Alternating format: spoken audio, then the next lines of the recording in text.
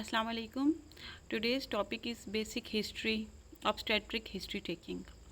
So first of all, we will ask name of the patient, her age, for how long is she married, and for MRCOG purpose, we will ask whether the patient is in a stable relationship or not, for how long she is in that relationship.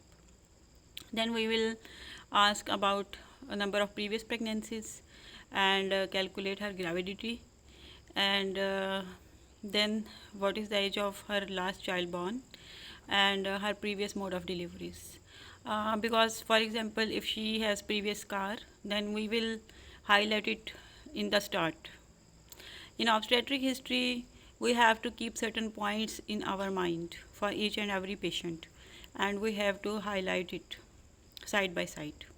So this is one of the point, whether the patient has previous normal deliveries or she had a scar. Next, we will ask about the last menstrual periods, whether she is sure of date or not, her periods are regular or not. This is very important to ask, because then we can calculate her expected date of delivery and duration of pregnancy. And we have to ask about blood group of the patient. If she is, for example, negative, she has negative blood group, we will highlight it, and we will ask about whether she had any previous injections for resus incompatibility or not, what was the outcome. And again, cousin marriage history, as it is very common practice in Pakistan, and some congenital anomalies run in families, so it is important question to ask. And education and financial status of the patient is important to check her awareness, and how we can communicate with her. And finances are really important for her future plan of management. And history of domestic violence is very important to ask, especially in pregnancy. And similarly, it is a must to ask question from MRCOG patients. And any history of smoking or alcohol, it is not a routine question for Pakistani patients, but it's a routine question for MRCOG patients. And then we will ask about any history of venous thromboembolism from patient, like any history of clotting of blood in veins in any previous pregnancy or any time else in life.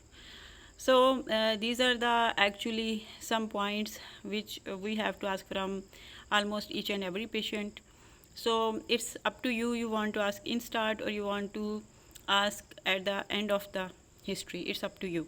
But I feel it okay to ask side by side and highlight it accordingly. Then there will be any mode of admission, date of admission, or she is through OPD, she is booked or unbooked. This is obviously for FCPS and MCPS purpose, not for MRCOG purpose, because most of the time they are role players, and we have provided with scenario in very detail, and they are not supposed to be admitted patients. Then there will be history, like we will ask a presenting complaint, but as I'm only talking about the basic history, so I will go towards that. Then we will ask from the patient whether her pregnancy was planned or unplanned, because sometimes it may be due to contraception failure. In that case, what was the response of patient, and what was the reaction of like husband, and whether she liked it or she wanted to like do not carry it, because this is important information for patient point of view. Sometimes patient may feel anxiety because of that, and we have to communicate with patient in that case as well. And then if it was a planned pregnancy, whether there was any pre-pregnancy counseling, because sometimes patient have already some complication, for example any medical condition, and in that case it is very important for the patient to take pre-pregnancy counseling, to switch off certain medications, to take certain investigations before getting pregnant. And whether there is any history of assisted reproductive technique or it is a spontaneous conception. Then regarding the first trimester, we will ask how did she confirm her pregnancy, like she had done urine for pregnancy test at home or in hospital setup, and what was the date, or you can check the report. If the patient is not sure of the date, then in that case we can calculate date from like that date as well. And then we will ask about the routine blood and urine test which we do in first trimester, like CBC and complete examination of urine for culture and cytology and blood sugar, and similarly hepatitis B and C screening. And then we will ask about the booking scan, which is routinely done between 9 to 11 weeks of pregnancy to check the number of fetuses, their viability and location. And again this dating scan is very important. And nucleus, like we can check the NT to rule out Down syndrome, which is done in routine for MRCOG purposes, because it is a common practice in UK to do it there. And then, is there any history of PV spotting or discharge, like to check the bacterial vaginosis? Is there any history of fever or flu, because sometimes TORCH may present in that way as well? Is there any history of nausea, excessive nausea or vomiting, to rule out the hyperemesis gravidarum? And then in second trimester we will ask about her perception of fetal movement. And most of the patient start feeling movements between 16 to 20 weeks, so we will ask from the patient when she felt first time.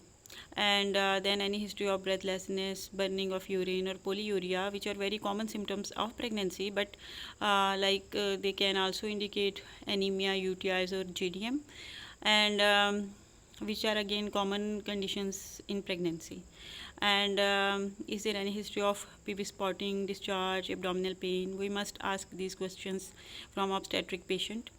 And is there any detailed anomaly scan between 20 to 22 weeks of pregnancy? If so, we have to see that scan as well, because it is very important scan to rule out any anomalies.